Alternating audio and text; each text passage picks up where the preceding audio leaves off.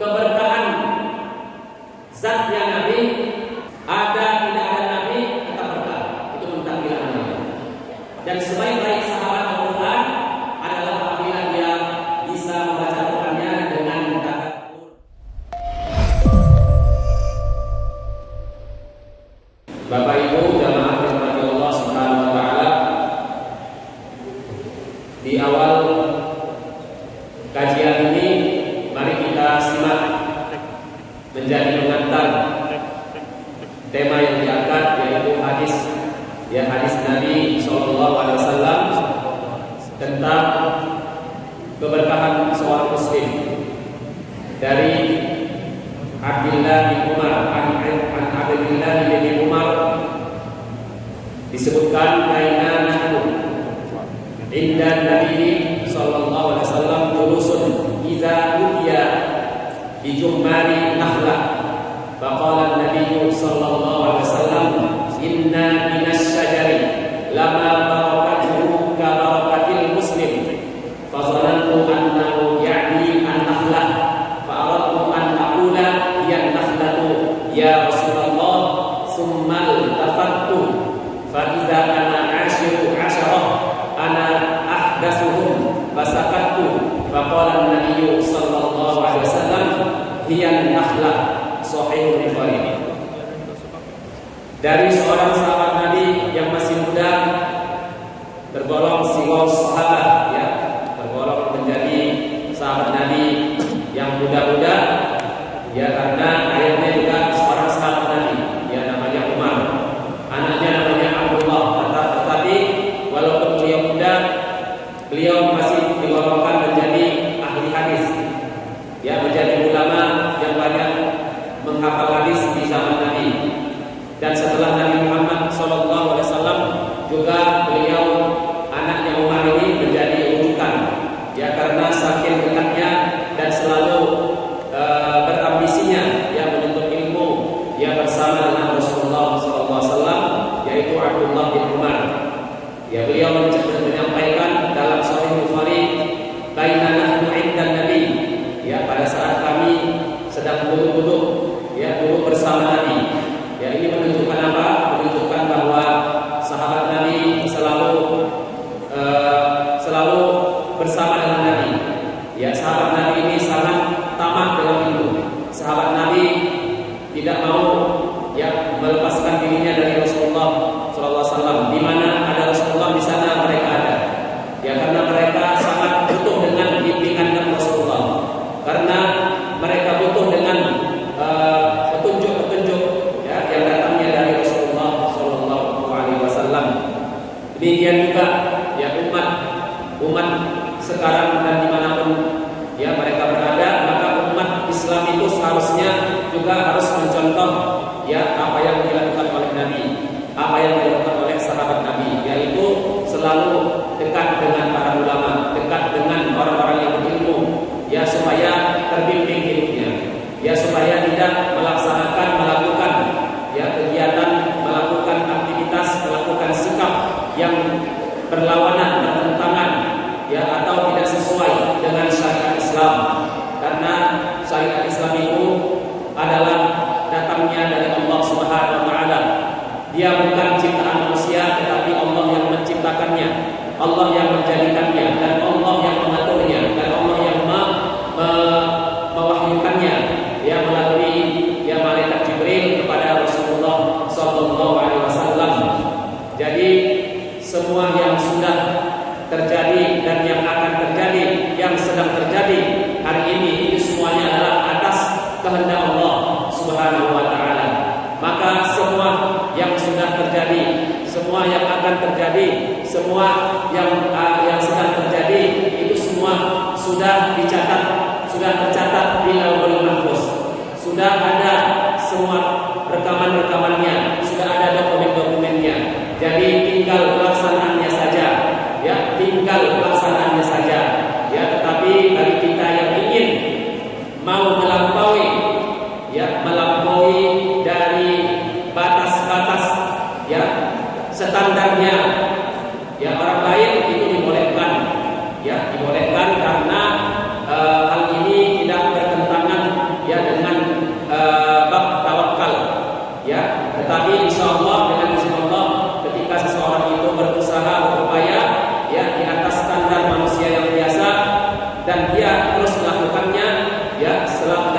bersama menyiapkan ini semuanya terjadi karena Allah. Mudah-mudahan itu adalah bagian dari ikhtiar terbaiknya sebelum dia wafat. Dalam hal ini ya kami tidak akan menjelaskan lebih panjang lagi ya karena babnya bukan di sini untuk membahasnya, tapi insya Allah ya dengan izin Allah nanti di pertemuan yang lain ya akan dibahas lagi bagaimana seorang muslim ya menyesuaikan ikhtiarnya dengan takdir ya. Al-insanu muyassarun wa mukhayyarun ya, al-insanu muyassarun wa mukhayyarun. Sesungguhnya manusia itu adalah muyassar, ya dimudahkan oleh Allah Subhanahu wa taala ya atas usaha yang dia lakukan. Sepanjang usahanya itu tidak mustahil, maka hal ini ya dibenarkan dalam agama. Maka pada saat itu sahabat Nabi ini yang bernama Abdullah, lebih kurang jumlah mereka ada 10 orang, dan di situ ada Abu Bakar dan Umar. Jadi ada sahabat Nabi yang muda, ada yang tua, ada yang senior, ada yang junior, duduk bersama Nabi. Ya, pada saat duduk itu utia jumari nakhlah. Ya, dihidangkan juga di situ setandan pohon kurma. Ya, dihidangkanlah di situ setandan ya kurma. Ya, setandan kurma. Ya, jadi salah satu daripada kelebihan kurma ini pohonnya memang ya kekar, ya kuat, ya dan juga memiliki tandan. Ya, dan tandan kurma ini sangat menunjukkan ya ketegaran ataupun kekekaran ya daripada pohon tersebut. Ya, sehingga jika kita mau mengambil satu biji kurma pun sulit untuk diambil, harus diambil satu tandan. Ya, seperti itu. Dan di dalam Al-Quran juga Allah SWT banyak yang mencontohkan ini dalam surat Ar-Rahman misalnya. Ya Allah Subhanahu wa taala menyebutkan nakhlun wa rumman, ya disebutkan pohon kurma. Ya. Selanjutnya faqala an-nabiy sallallahu alaihi wasallam, sebenarnya dalam posisi ini sahabat Nabi tidak begitu melihat pertanyaan dengan jawabannya sama, tetapi namanya Nabi Muhammad ya sallallahu alaihi wasallam kan bertanya apa adanya di depan para sahabat Nabi tanpa rekayasa. Inna minas syajari lama barakatuhu kabarakatil muslim. Sesungguhnya ada satu pohon, pertanyaan ya teka-teki. Sesungguhnya ada satu pohon, ya pohonnya itu sangat berkah. Jadi berkah di sini maksudnya banyak manfaatnya ya, banyak manfaatnya. Kabarakatil muslim, seperti berkahnya seorang muslim. Seperti muslim itu harus bermanfaat. Seperti muslim itu harus memiliki ya kontribusi. Jadi Rasulullah SAW menyampaikan ada satu pohonnya itu berkahnya sama seperti berkahnya seorang muslim. Maksudnya banyak manfaatnya pohon ini. Pada saat Rasulullah bertanya kepada sahabat Nabi, Ibnu Umar yang masih kecil, ya, yang umurnya masih belasan tahun ini, ya, dia sebenarnya ingin mau menjawab pertanyaan ini. Fazalatu annahu ya'ni an-nakhlah. Aku berpikir pohon ini sepertinya pohon kurma ini. Ya, pohon yang dikatakan Rasulullah banyak manfaatnya ini adalah pohon kurma. Ya, tapi dia tidak mau menjawab. Fa'atu an aqula hiya nakhlah. Sebenarnya aku ingin mau ya menjawabnya pohon itu adalah pohon kurma ya Rasulullah. Begitulah dalam hatinya. Ya, tapi dia masih kecil dan masih belasan tahun. Di samping kanan kirinya ada sahabat Nabi yang senior, ya ada Abu Bakar, ada Umar di sana. Summal tafattu, aku tengok ke kanan dan ke kiri. Fa iza ana asyru asyara. Ya ternyata aku ini yang paling kecil dari 10 orang. 10 orang sahabat Nabi itu berkumpul bersama Nabi. Nabi bertanya, tapi Ibnu Umar ini, anak Umar ini, dan ayahnya di sini juga ada, ya sungkan, malu untuk menjawab pertanyaan Nabi ini. Kenapa? Anak ahdatsuhum, karena aku paling muda di situ. Aku muda, aku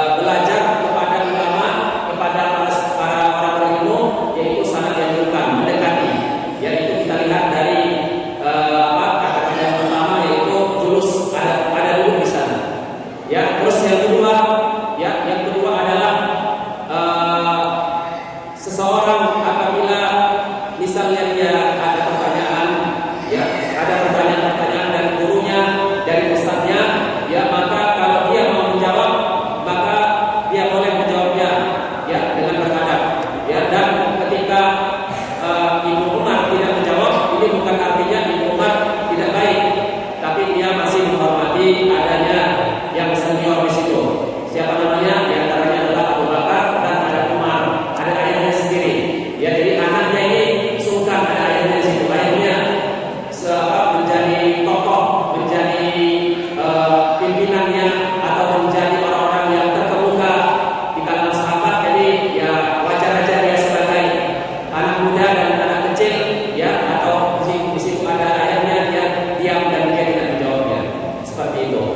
Baik, selanjutnya saudaraku semuanya yang dirahmati Allah, mari kita, ya, dalami lagi makna berkah supaya kita ini bisa selalu berada dalam posisi yang baik, ya. Jadi antara yang kita lakukan dengan yang kita pahami itu sama, ya. Semakin tinggi pemahaman seseorang, semakin dalam memahami Islam, dalam memahami ajaran Islam, apakah itu dari Al-Quran, dari hadis Nabi, insya Allah maka semakin mantap dia mengamalkannya, karena pemahamannya lebih kuat, ya, pemahamannya lebih dalam, maka semakin mantap ya dia amalkan. Makanya ilmu itu menjadi imam, ya, bukan kebaliknya.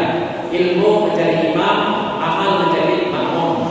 Jangan dibalik, ya, jangan dibalik. Misalnya beramal tanpa ilmu, beramal tanpa ilmu, ya. Jadi dia tidak ada dasar ilmunya, bisa jadi nanti amalnya, perbuatannya ditolak oleh Allah. Makanya ilmu itu harus dijadikan menjadi imam. Ilmu yang di depan, ya, baru amal itu mengikuti ilmu. Sebagaimana dalam Sahih Bukhari juga Imam Bukhari, ya, membuat bab yaitu namanya babul ilmi qabla amal. Ya, babul ilmi qabla amal.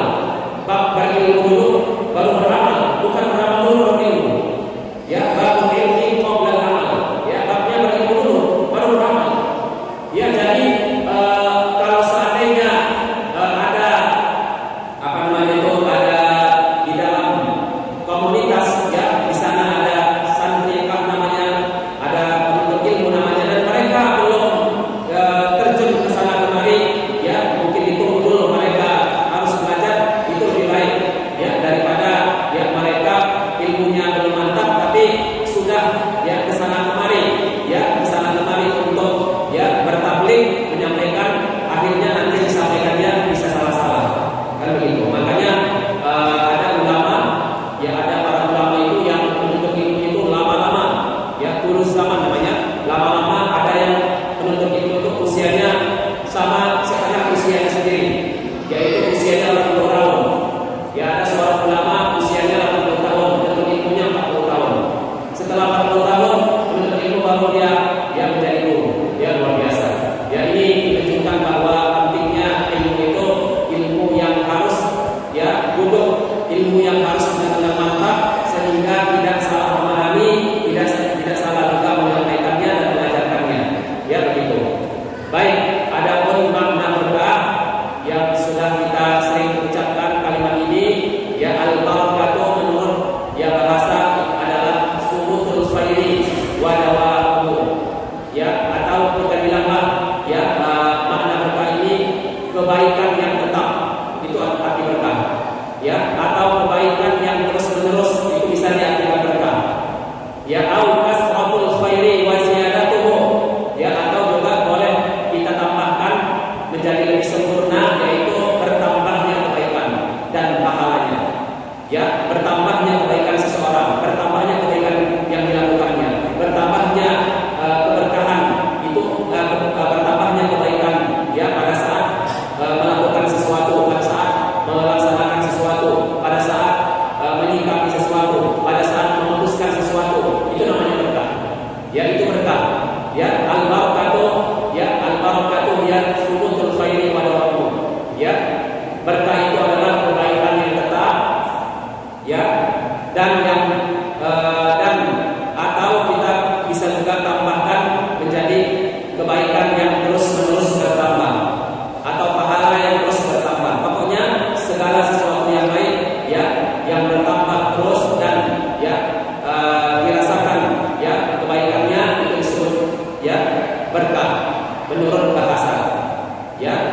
menurut bahasa ya berkah ya menurut bahasa dan istilah.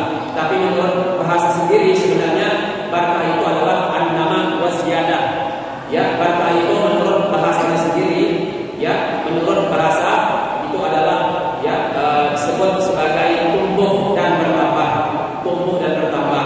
Tetapi karena berkah ini hubungannya dengan kebaikan, maka secara istilah kita artikan menjadi ya kebaikan yang bertambah, kebaikan yang tetap, ya pahala yang terus bertambah. Yaitu makna berkah dalam kehidupan kita. Baik, selanjutnya supaya ini memberkahi pertemuan ini juga kita bisa lihat banyaknya kalimat berkah dalam Al-Quran. Ya, banyaknya berkah dalam Al-Quran. Misalnya kita bisa lihat dalam Al-Quran surat Al-A'raf ayat 54. Tabarakallahu rabbal alamin. Tabarakallahu rabbul alamin. Ya, Maha suci Allah, ya, dan maha sempurna Allah, ya Tuhan semesta alam. Ya, jadi jika berkah ini ya dihubungkan dengan Allah, disandarkan kepada Allah, enggak mungkin kita bilang Allah itu bertambah pahalanya. Tidak seperti itu. Tapi disesuaikan maknanya dengan Allah itu maha ya suci dan maha sempurna. Allah itu maha sempurna kebaikannya. Ya bisa seperti itu maknanya. Ya tabarakallah. Ya seperti itu. Banyak ada tabarakal ladzi yadihil mulk, itu juga kan termasuk Allah itu maksudnya. Jadi tabarak semua itu dalam Al-Qur'an itu adalah untuk Allah Subhanahu wa taala. Ya. Kemudian contoh yang lain ada lagi yaitu rahmatullahi wa barakatuh dalam surat Hud ayat 73. Ya rahmatullahi wa barakatuh. Ya ahlal bait, ya rahmat Allah dan kebaikannya untuk mereka ya keluarganya Nabi. Jadi Allah itu ya memberikan berkah, ya memberikan kebaikan kepada hamba-hambanya yang disayanginya. Ya seperti itu. Kemudian ada lagi dalam surat Ali Imran, ya inna awwala baitin, ya sesungguhnya rumah yang pertama wudi'a lin-nas, dibangun untuk manusia, dan lagi di Makkah, yaitu yang ada di kota Makkah, yaitu Ka'bah. Rumah yang pertama dibangun, ya rumah yang pertama kali dibangun di dunia ini bukan hanya di zaman Nabi Muhammad, sebelumnya sudah dibangun itu. Di zamannya Nabi Adam juga sudah ada itu, ya sudah mulai.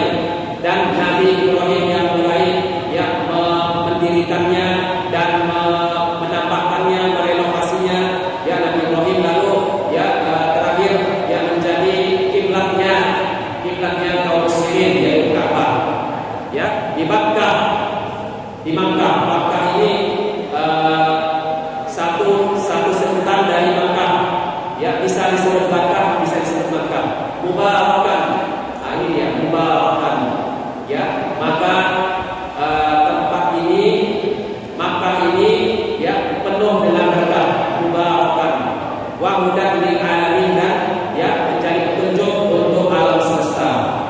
Ini contoh, berarti sangat banyak sebenarnya ya di dalam Al-Qur'an kalimat-kalimat berkah. Apakah sebutannya mubarak, apakah sebutannya barokat, yaitu ada dalam Al-Qur'an. Ya, misalnya dalam surat Qaf juga ada ya wa nazzalna minas samaa'i ma'an mubarakah, kami turunkan ya dari langit itu air yang berkah, ma'an mubarakah. Ya banyak. Ada lagi misalnya kita menanzalna mubarak, ya kami turunkan Al-Qur'an ini Quran yang membawa berkah, dan seterusnya. Banyak sekali contohnya ya, sehingga kita sepakat bahwa keberkahan itu harus kita ambil dan harus kita raih dan harus kita pelajari. Adapun pembahagian berkah menurut para ulama dibagi dua. Ya, ini penting untuk dipahami supaya jangan sampai kita keliru dalam memahaminya, karena ini ada hubungannya ya dengan akidah. Ya, yang pertama adalah al-barakatu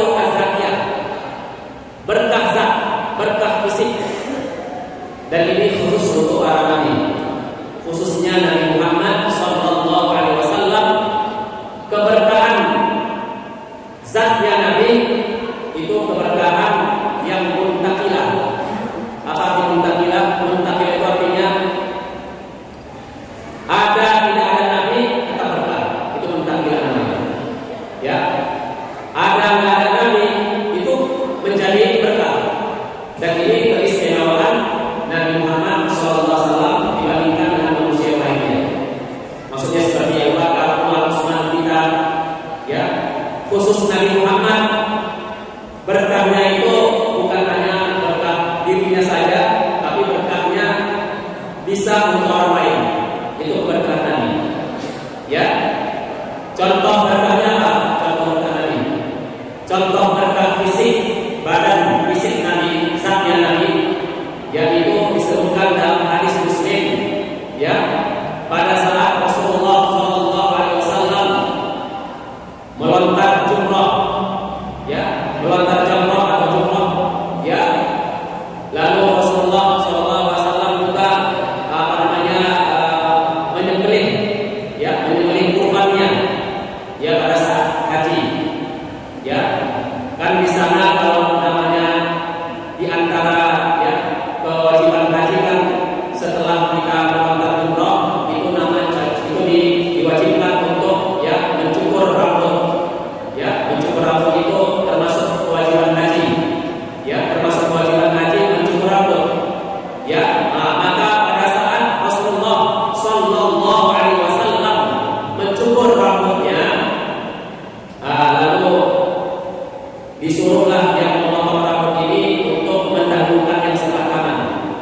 Ini sunnah hukumnya. Siapa saja potong rambut bilang sampaikan kepada yang memotong dari sebelah kanan Pak terlebih dahulu. Dan saya banyak melihat yang memotong rambut itu sebelah kiri, aneh. Entah kenapa itu suka sekali sebelah kiri. Ya, apakah karena setannya menggoda atau kenapa? Setiap ada orang mencukur rambut saya lihat, termasuk saya sendiri, itu didahulukan sebelah kiri. Padahal Nabi Muhammad itu sudah mengajarkan cara memotong rambut sebelah kanan dulu kayaknya. Ya, ini. Maka kalau kita melakukan ini sunnah, berarti kita berpahala memotong rambut sebelah kanan lebih dahulu. Ya, setelah Rasulullah SAW dipotong sebelah kanannya, ya, maka rambutnya pun, ya, terurai, rambutnya pun, ya, apa itu namanya, terpotong, pahala kamu. Setelah itu lalu, ya, karena rambutnya Nabi Muhammad itu kan termasuk rambut yang lebat, ya, jadi Nabi Muhammad itu dalam kehidupannya memang dua macam aja, ya, dua macam, rambutnya panjang atau lebat atau rambutnya tidak ada sama sekali. Kenapa tidak ada? Karena selalu dipotongnya itu potongannya potongan, ya, dengan potongan habis, ya, potongannya potongan habis, ya, dicukur habis, pakai pisau dicukur habis itu. Nah, itulah rambutnya Nabi seperti itu biasanya, ya. Kemudian pada saat dipotong itu, lalu Rasulullah memanggil Abu Talha al-Ansari, seorang sahabat Nabi, lalu disuruh pegang dulu ini, pegang di sebelah ini, rambut yang sudah terpegang, yang sudah terputus terpotong tadi. Terus setelah itu baru diselesaikan yang sebelah kiri. Setelah itu sama juga disuruh Abu Talha mengumpulkan dua-duanya, yang kanan yang kiri, rambutnya itu dikumpulkan oleh sahabat Nabi yang bernama Abu Talha. Lalu Rasulullah SAW mengatakan, "Irtasimhu bainan nas."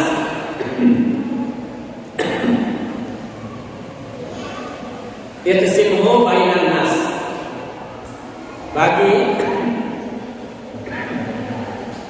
Bagilah, ya, rambut ini untuk semua manusia yang ada di sekitar tempat itu yang dalam keadaan mereka haji sedang haji. Berarti banyak manusia yang bisa jadi ratusan orang. Jadi satu-satu itu mereka mengambil rambut Nabi. Dan ini namanya tabarruk, ya, mengambil berkah, ya, mengambil berkah untuk khusus Nabi Muhammad SAW itu dibolehkan. Setelah wafatnya Nabi tidak boleh. Walaupun sekarang ini, ya, tidak ada lagi benda-benda ini karena sudah di museum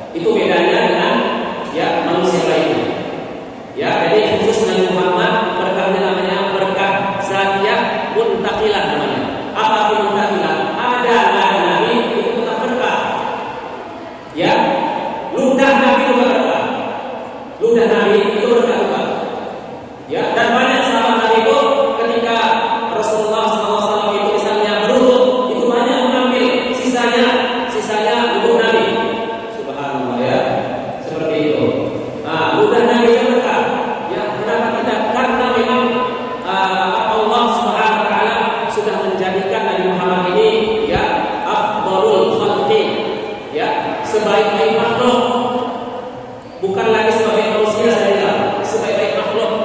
Bedanya kalau manusia itu berarti terbatas, kalau makhluk semuanya. Kalau makhluk siapa itu? Makhluk itu malaikat, makhluk itu adalah jin, makhluk itu adalah tanah, langit dan bumi itu makhluk. Ya, apalagi semua benda-benda, semua makhluk yang ada di langit yang Allah ciptakan, ya surga, neraka dan semuanya itu, ya itu semuanya makhluk. Berarti apa? Wa afdalul khalqi an-nabiyyu sallallahu alaihi wasallam. Sebaik-baik nabi, sebaik-baik makhluk adalah Nabi Muhammad sallallahu alaihi wasallam. Sampai Jibril aja nggak sampai bertemu dengan Allah pada saat Mi'raj, pada saat Rasulullah sallallahu alaihi wasallam ya naik dari langit pertama, kedua, ketiga, ketujuh. Ya setelah itu Jibril mengantarkannya sampai langit ketujuh saja. Di situ ada surga, Jannatul Ma'wa, dan di situ ada Sidratul Muntaha. Di situ ada Sidratul Muntaha. Ya di situ ada pohon yang namanya Sidratul Muntaha. Ya, dan disitulah Rasulullah SAW ya berdialog kepada Allah SWT, ya dan bertemu dengan Allah SWT. Ya seperti itu. Ya, maka dalam hal ini ya kita ya cukuplah alasan kenapa kok Nabi Muhammad ini dibeda-bedakan dengan yang lainnya. Ya pantaslah, karena Nabi Muhammad ya dia termasuk manusia yang paling mulia. Sampai ada yang bilang wa huwa basyarun laisa kal basyari. Dia itu manusia tapi tidak seperti manusia. Ya, lain Nabi Muhammad ini manusia biasa. Ya, dia Rasulullah adalah ada ayahnya dulu, ada ibunya dulu kan. Ya lahir dari lahir biasa seperti kita juga. Ya, walaupun menurut sebagian ulama sirah, Nabi Muhammad itu lahirnya dalam keadaan berhitam.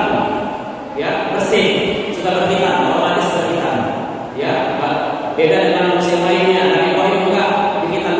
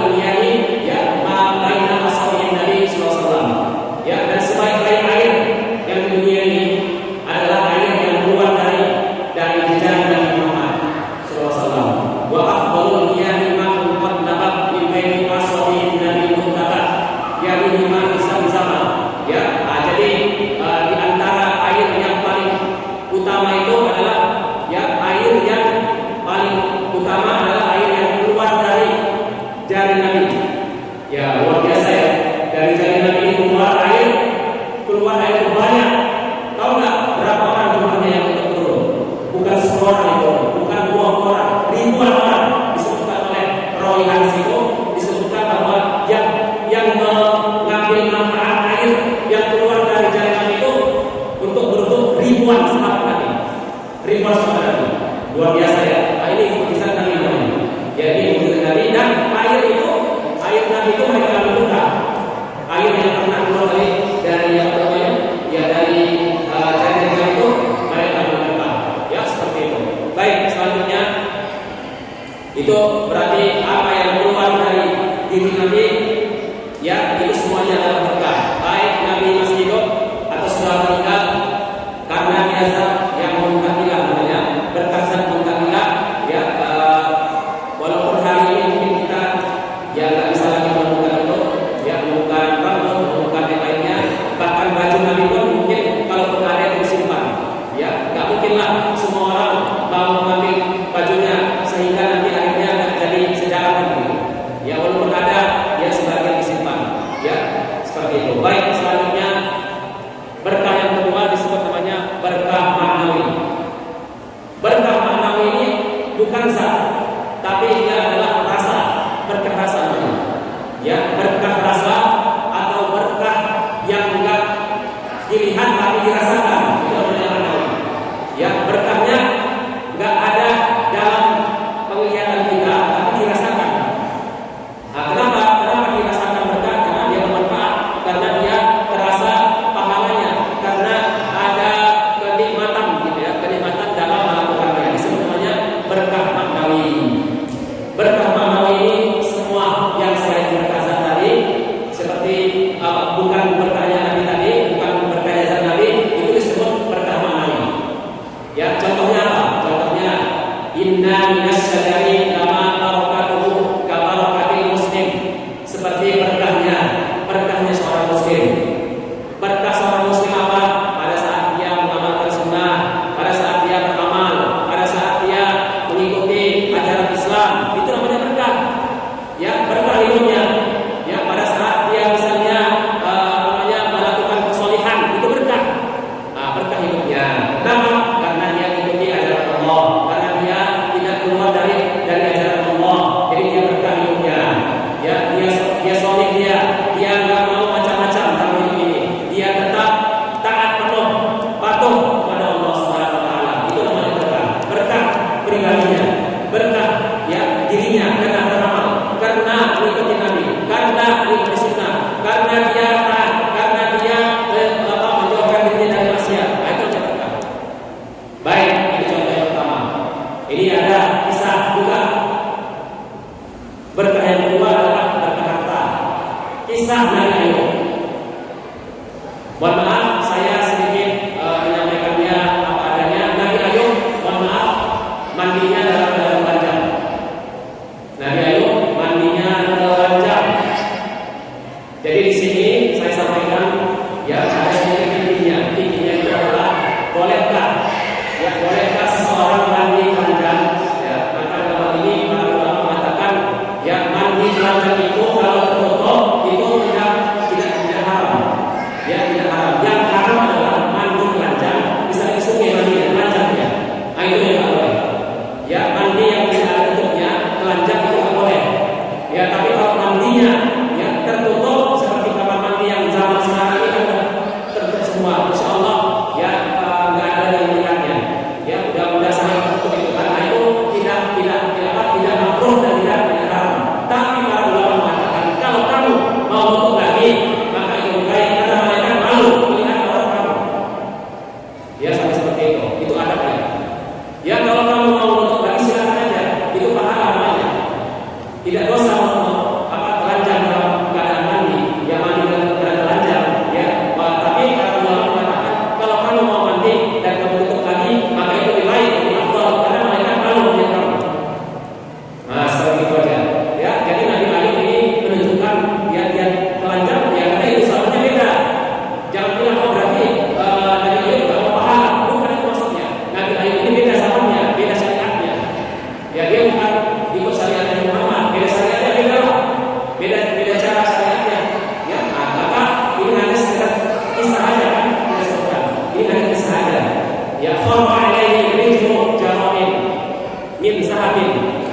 Tiba-tiba saat mandi Nabi Ayub ini disebutkan dalam Sahih Bukhari ya.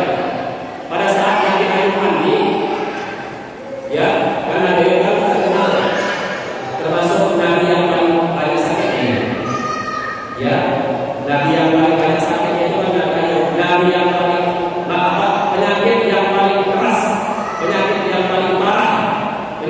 yang paling parah, lebih parah dari corona itu adalah sakitnya Nabi Ayub. Tak ada di dunia yang paling sakit, yang paling hebat sakitnya kecuali Nabi Ayub. Sampai sekitar 18 tahun lamanya Nabi Ayub ini menderita sakit sampai ada yang bilang istrinya itu mau minta cerai, minta haram istrinya. Ya sampai seperti itu. Tapi karena sabarnya istri ini akhirnya pada waktu yang ditentukan oleh Allah Subhanahu wa taala, ya akhirnya Allah Subhanahu wa taala menyampaikan urut dirijika ada muhtasabun balikun wasyarab. Ya, hentakkan kakimu wahai Ayub, itu menunjukkan bahwa sakit itu jangan terlalu dipikir-pikirkan. Nanti akan ada waktunya Allah akan sembuhkan dia sendiri. Itu maksudnya. Kamu harus semangat, kamu harus menjadi seperti burung elang. Ya, burung elang itu bisa berusia 80 tahun kalau dia mau membiarkan bulu-bulunya terbuka lagi dan dia bertahan lama, maka tumbuhlah bulu yang baru, tumbuhlah kulit yang baru. Itulah burung elang. Sambil sabarnya dia menahan sakitnya itu. Apakah demikian juga Nabi Ayub? Nabi Ayub ini sangat sabar dan akhirnya Allah suruh dia urkut diri jika ya bangkit kamu, jangan kamu di rumah saja, jangan kamu tidak bersabarnya menikmati sinar matahari, lembab di kamar itu, lembab di ruangan itu karena ada AC-nya setiap hari. Akhirnya Nabi itu urkut diri jika, hendakkan kakimu kanan dan kiri, keluarlah mata air, keluar air. Haza muhtasalun balikun wasyarab. Ya, maka dua itu ada air yang hangat, ada air yang dingin. Air yang dingin itulah untuk mengobati Nabi Ayub alaihissalam. Ya seperti itu. Maka pada saat Nabi Ayub satu ketika dia mandi lagi, maka kharra alaihi rijlu jaradin min zahabin. Ya, yaitu berjatuhanlah ya sekelompok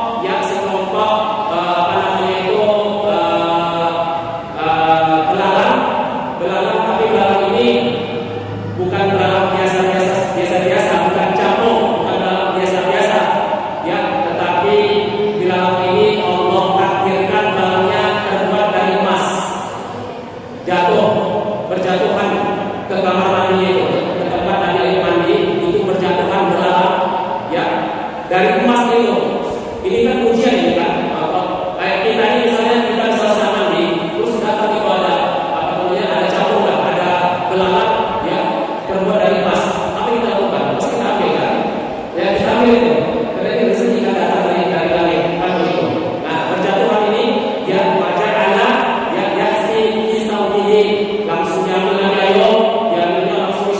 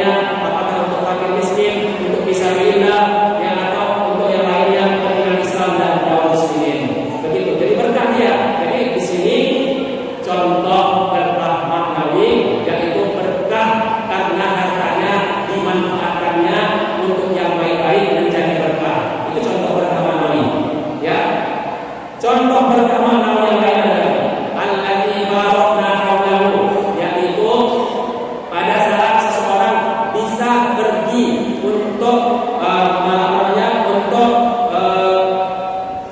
safar ya, safar pergi ke tanah haram karena haji umroh ya, ke Makkah Madinah misalnya, atau misalnya ke Palestina, itu juga termasuk berkah. Berarti berkah tempatnya, tetapi maknawinya dia rasakan. Itu maksudnya. Bukan artinya ada orang yang pulang haji itu kayak seperti Nabi kan, mesti itu enggak. Seperti itu dia juga dosa. Ya, tapi pada saat dia berada di Makkah itu berkah dia. Makanya doanya dijawab. Pulang haji ya mungkin masih ada kesan-kesannya, bekas-bekasnya, bekas berkah itu. Tapi setelah 1 tahun kan dia terus lagi dan dia banyak kesalahannya. Makanya itu tergantung pada orangnya. Nah, istiqomah dia atau tidak. Jadi tempat itu tidak mensucikan seseorang. Tempat itu tidak mensucikan seseorang, tapi apabila dia memanfaatkan tempat itu menjadi tempat yang berkah untuk dirinya, maka dia akan merasakan berkah dan dia dapat ya kebaikan dari Allah Subhanahu wa taala. Ada lagi contoh yang lain berkahnya, yaitu inni a'lamu annaka hajarun la tadur wa la tanfa'u. Ibnu Umar pernah ya mencium hajarul aswad. Hajarul aswad itu ya adalah batu yang diturunkan Allah dari surga. Batu yang Allah turunkan dari surga. Jadi satu-satunya batu yang ada di dunia ini yang bukan dari bumi asalnya, bukan dari sini asalnya, yaitu hajar aswad yang diturunkan Allah dari surga. Ya, dari surga. Hajar aswad namanya. Ya, hajar artinya batu, aswad artinya hitam. Ya, masalah aswad ini sebenarnya banyak pendapat para ulama. Ya, ada yang mengatakan dulu warnanya putih, tapi setelah banyak dicium oleh manusia yang berdosa menjadi hitam. Ya, itu hanya pendapat saja. Ya, ada yang mengatakan tidak, memang dia asalnya hitam dari sana, kan begitu. Nah, jadi hajar aswad ini pada saat dicium oleh Umar dibilang ini, wahai batu, la tadur, engkau tidak bisa memberikan manfaat untukku. Kamu batu, kamu tak bisa memberikan manfaat untukku. Wala tanfa'u, dan kamu tak bisa memberikan manfaat untukku. Walau la anni ra'aitu nabiyya sallallahu alaihi wasallam yuqabbiluka ma qabbaltuka. Aku hanya mau menciummu ini karena aku pernah melihat Nabi Muhammad menciummu. Kalau Nabi Muhammad akan menciummu, aku akan menciummu. Jadi kenapa dia mencium hajar aswad? Bukan karena hajar aswad ini misalnya sekedar turun dari surga, tapi karena Nabi Muhammad menciumnya, dicium oleh siapapun yang bisa menciumnya, kan begitu? Ya, jadi mencium hajar aswad ini hukumnya sunnah, dan berpahala. Ya, maka kenapa kita berpahala? Kenapa berpahala dan sunnah? Karena Nabi Muhammad yang sudah mencontohkannya. Berarti ini apa? Berarti namanya berkah. Dirasakannya ada pahalanya, dirasakannya ada kenikmatannya, dirasakannya bahwa dia berkah setelah mencium itu. Itu maksudnya. Ya, di antara berkah yang lain banyak lagi, misalnya berkah pada saat kita berada di bulan Ramadan. Ya, berkah pada saat kita berada di 10 hari terakhir Ramadan. Itu berkah namanya, berkah manawi dirasakan. Bukan saja proses itu seperti yang tadi dari Muhammad. Ya, terus apa lagi? Berkah pada saat kita berada di 10 pertama bulan Zulhijjah, itu berkah waktu. Berkah apa lagi? Berkah kita misalnya bisa bangun tengah malam. Berkah kita bisa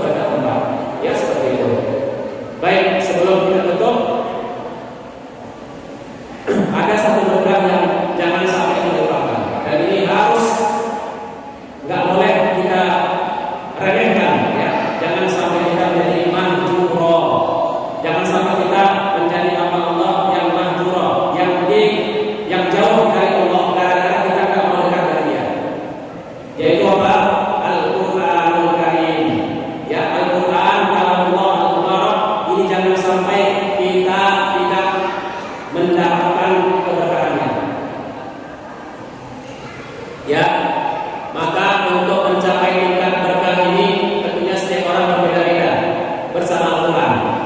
Tergantung bagaimana interaksinya, bagaimana dia bersahabat dengan Al-Quran.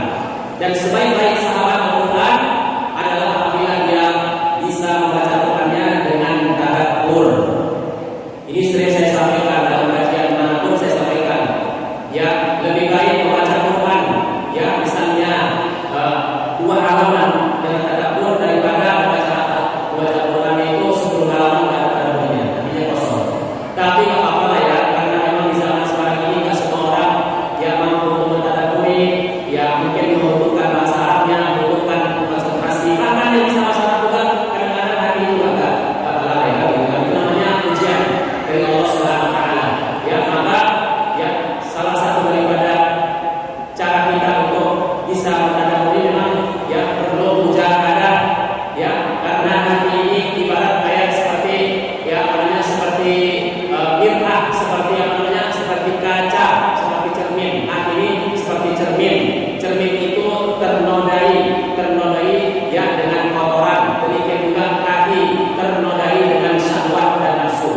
Ketika nafsu dan syahwat ini bisa dikendalikan, maka bersihlah hati sebagaimana cermin, bersih dan bisa ya untuk ya menampilkan foto, menampilkan wajah seseorang. Pada saat kita sedang di cermin, kelihatan semua wajah kita terang benderang, kelihatan semua yang kita sisir karena cermin itu bersih, ya tidak ada nodanya. Demikian juga hati itu tidak akan bisa menerima Al-Quran, tidak akan bisa menerima ma'ani Al-Quran kalau hatinya belum bersih. Walaupun 1000 kali dibaca Quran, kalau hatinya belum bersih, ma'ani Al-Quran ketika kita tadabbur itu tidak akan masuk. Maka hati-hati kalau mau ingin tadabbur itu masuk ke dalam hati kita, maka bersihkan diri kita dulu, bersihkan hati kita.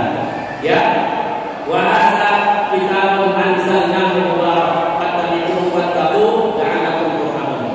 Ya, dalam surat Al-An'am 155 Allah sampaikan bahwa Quran ini adalah mubarak. Quran ini Allah turunkan dalam keadaan berkah, membawa berkah untuk yang membaca, membawa berkah untuk yang mendengar, membawa berkah untuk siapapun. Bahkan dibaca di mana-mana pun itu berkah di tempat itu. Subhanallah. Ya, contoh keberkahannya. Ya, walaupun kita harus bisa menghatamkannya ya. Sebaiknya 1 bulan 1 kali, tapi misalnya saya contohkan, Iqra'u surat Al-Baqarah fa inna akhzaha barakah wa tarkaha hasrah wa la tastati'uha al-baqarah. Rawahu Muslim. Bacalah surat Al-Baqarah. Nah, ini penting ini. Ya, misalnya kita punya rencana untuk mengkhatamkan Quran tapi nggak bisa banyak-banyak mengkhatamkannya dalam 1 tahun. Tapi kita sebaiknya kalau nggak bisa baca Al-Quran banyak-banyak khatamnya, coba pilih suratnya. Dan itu dibolehkan. Pilih suratnya, pilihlah surat tertentu. Ya, maka di antara surat yang penting untuk dibaca adalah surat Al-Baqarah. Surat Al-Baqarah. Ya, guru saya Ustaz Kudawi namanya, ya dia pernah bilang siapa yang tidak hafal Al-Baqarah maka dia susah untuk menghafal Al-Quran 3 juz. Ya, jadi kalau kita mau menghafal Al-Quran 3 juz, hafal surat Al-Baqarah. Ya, hafal Al-Baqarah dengan baik dan sempurna supaya mudah menghafal 3 juz. Nah, maka untuk itu Al-Baqarah ini ya kalau kita misalnya baca dia sempurna, insya Allah akan membawa berkah kata Nabi. Ya, berkah untuk hidup kita, bahkan bisa menjadi ruqyah. Ya, yang merasa bahwa rumahnya itu banyak ya gangguan setan, ya rumahnya itu banyak gangguan setan, baca Al-Baqarah, hilang insya Allah itu, lari ya lari setannya ke tempatnya lagi, karena itu bukan tempat dia di rumah. Ya, jin itu tempatnya bukan di rumah kita, jin itu tempatnya di luar sana di laut. Ya, jadi kalau kita baca surat Al-Baqarah, mudah-mudahan ya, tapi Imam Nawawi bilang gini, kalau seandainya yang membacanya bagus bacaannya, ya ikhlas membacanya, terus ketika itu hatinya bersih, mudah-mudahan manfaatnya akan terasa. Ya, makanya para ulama itu ada yang sakit, ya sakit demam, sakit awal dia, ya itu cukup baca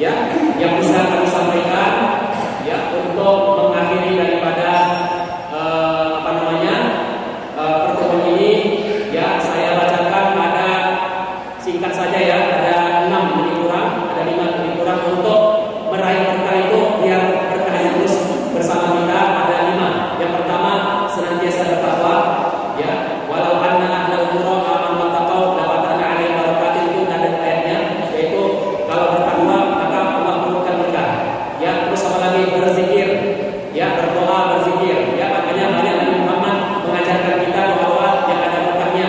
Ketika ada yang menikah, barakallahu lahu wa baraka 'alaika ya. Ketika misalnya kita makan, membarik lana fi ma'zatana ya, berzikir dan istighfar juga paling ampuh ya untuk meraih berkah. Terus apa lagi? Silaturahim, jangan tinggalkan silaturahim. Terus apa lagi? Kejujuran dalam bermuamalah, dalam bergaul. Jangan sampai kita bisa ini suka berbohong ya, karena jujur itu adalah bahagian daripada hal yang membuat kita berkah. Sampai dalam berdagang pun, dalam dagang bisnis ya, dagang itu ada hadisnya, sesungguhnya orang yang berbohong dalam dagang memang dia untung menang dia ya, timbangannya dikurang-kurangin misalnya, tetapi kata Nabi Muhammad dia akan tidak mendapatkan keberkahannya. Yang terakhir, sukalah bersedekah dan berinfak, karena ini akan ya menghilangkan rasa bakhil ya dan tamak dalam diri kita, karena sesungguhnya harta itu adalah milik Allah Subhanahu wa taala. Demikian yang dapat kami sampaikan. Aku qouli hadza wa astaghfirullah wa lakum wa sallallahu ala nabiyyina Muhammad wa ala alihi wa sahbihi wa sallam.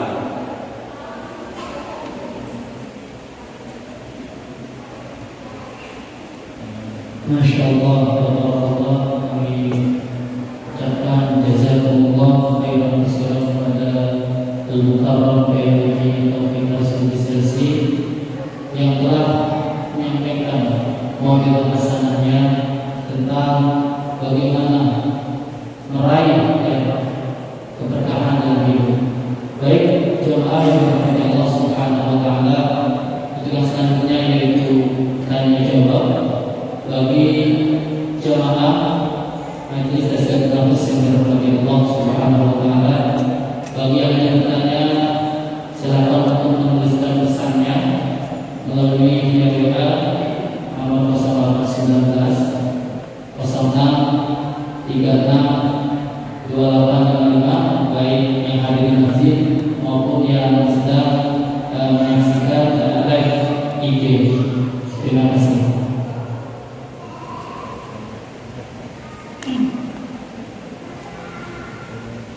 Baik, alhamdulillah ada jamaah yang bertanya. Bacaan Quran yang diniatkan untuk orang yang sudah meninggal, apakah akan sampai keberkahannya? Bukan saya topik untuk Bismillah, untuk membaca hadiah ya kepada orang yang wafat disebutkan oleh riwayat Ahmad, ketika Imam Ahmad ya hampir wafat ya, lalu ada anak kandungnya datang namanya Abdullah ya, anak kandungnya ini mendapatkan wasiat ini oleh Sunai ya, disebutkan juga oleh Imam Qudamah ya, bahwasanya Imam Ahmad pada saat meninggalnya ini disampaikannya, kalau aku meninggal sampaikan bacakan Al-Quran.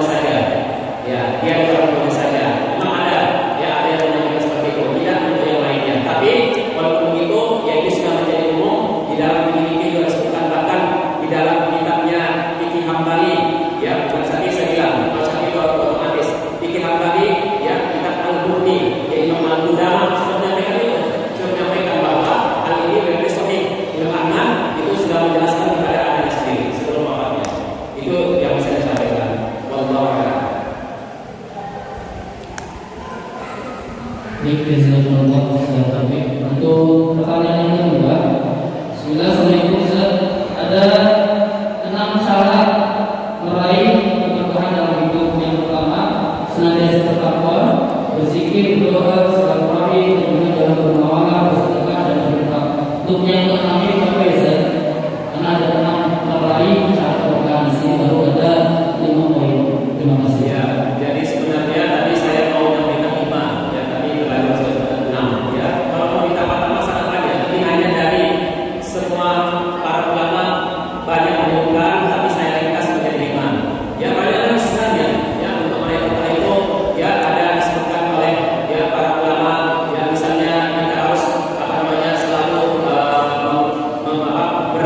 bermusahabat atau selalu bersama-sama dengan orang yang soleh. Jadi tidak ada caranya. Banyak lagi sebenarnya.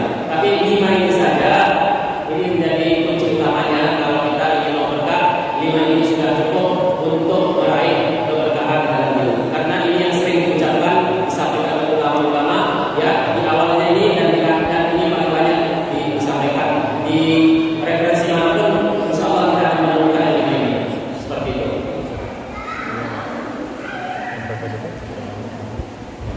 Baik, jazakumullah khairan. Untuk pertanyaan ketiga, silakan Ustaz. Anda pernah mendengar membaca surah Al-Waqiah, surah An-Nur bisa membuat dibawaskannya rezeki? Tanya apakah boleh seperti itu membaca Al-Quran dengan tujuan keduniaan? Jazakumullah. Semua Al-Quran Karim ya bermanfaat. Ya, semua yang kita baca Al-Quran Karim yaitu bermanfaat untuk diri kita, untuk dunia dan akhirat kita.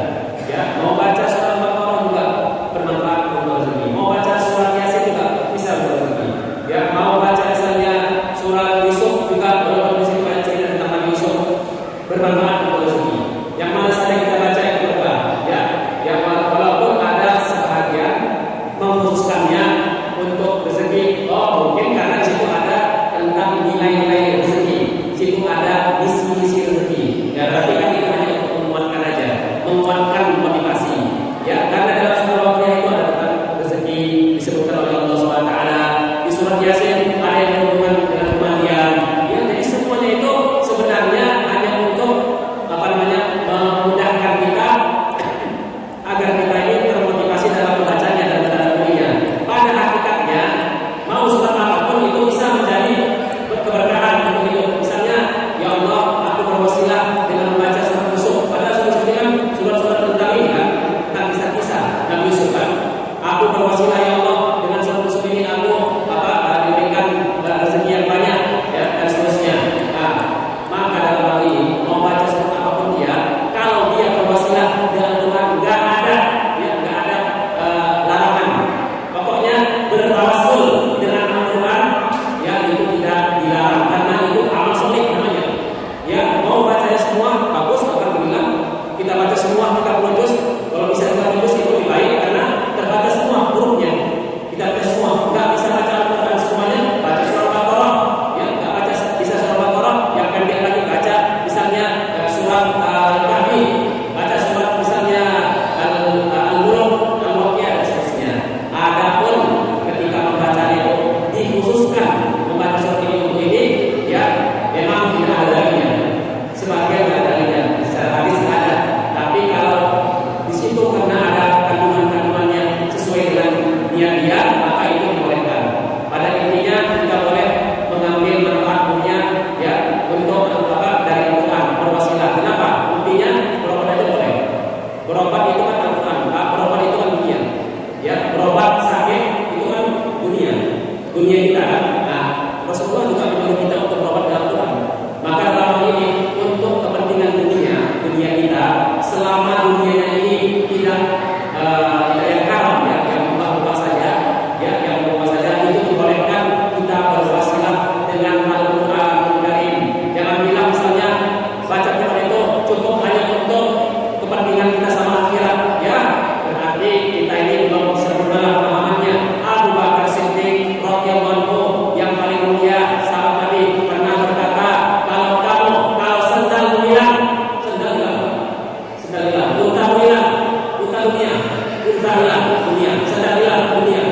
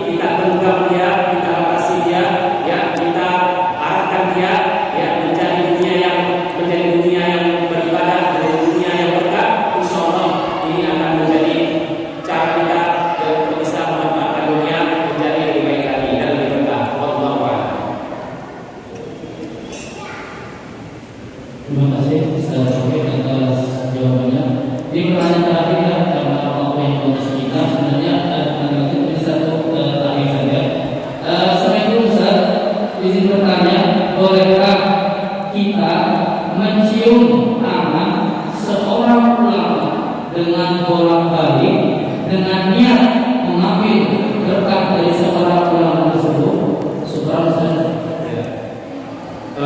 Untuk mencium ya tangannya siapapun ya, tangan orang tua itu kan kita muliakan ya, tangan orang tua dicium ya, itu insyaallah ya termasuk sesuatu yang bagus ya dilakukan karena untuk mentaksim ya beradab kepada orang tua.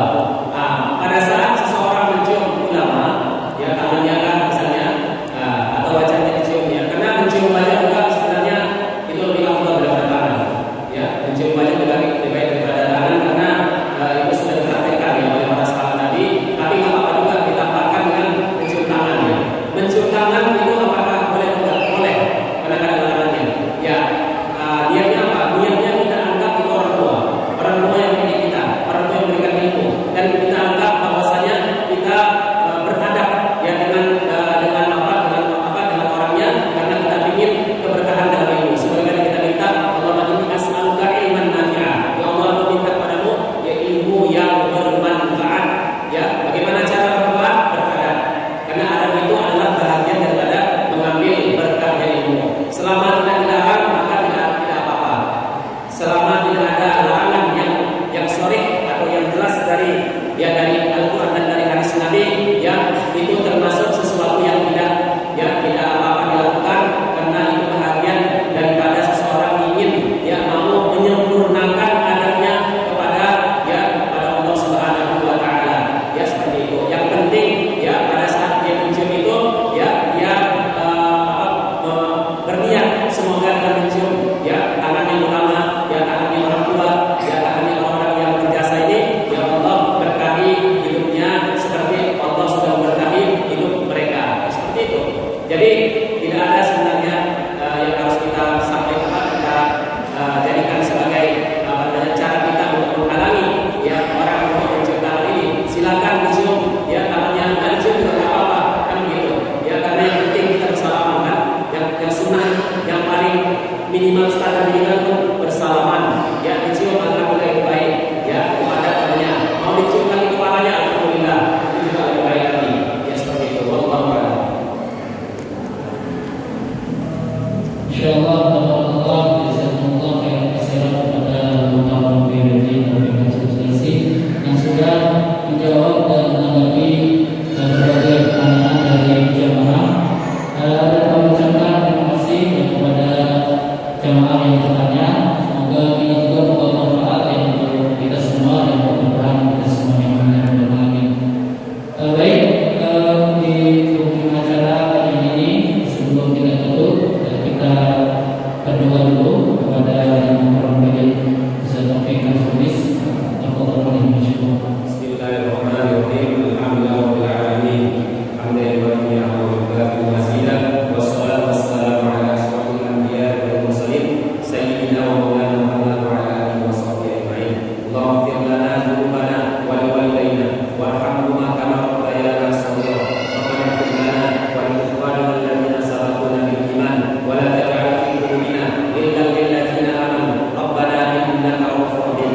Allahumma qsim lana min khashyatika ma tahulu bihi bainana wa baina ma'siyatik, wa min ta'atika ma tuballighuna bihi jannatak, wa min al-yaqini ma tuhawwinu bihi 'alaina masa'ib ad-dunya. Allahumma matti'na bi asma'ina wa absarina wa quwwatina ma ahyaytana waj'alhu al-waritha minna waj'al tha'rana 'ala man zalamana wansurna 'ala man 'adana wa la taj'al musibatana fi dinina wa la taj'al ad-dunya akbar hammina wa la mablagha 'ilmina wa la tusallit 'alaina man la yanfa'una. Rabbana atina fid dunya hasanah wa fil akhirati hasanah wa qina 'adzabannar. Rabbana taqabbal minna innaka antas samiul 'alim. Sallallahu 'ala nabiyyina Muhammad wa 'ala alihi wa sahbihi wasallam. Subhana rabbika rabbil 'izzati 'amma yasifun wa salamun 'alal mursalin walhamdulillahi rabbil alamin. Alhamdulillahirabbil alamin. Acara kajian Nazkah Mahfuz pada hari ini sudah selesai. Mudah-mudahan apa yang kita sudah dengar dan kita simak dari awal sampai terakhir, kita semuanya senantiasa mendapatkan keberkahan dalam hidup di dunia sampai akhir. Amin. Baik, jemaah yang dirahmati Allah Subhanahu wa taala, saya selaku MC mohon dimaafkan maaf yang sebesar-besarnya jika ada kata-kata yang tidak berkenan.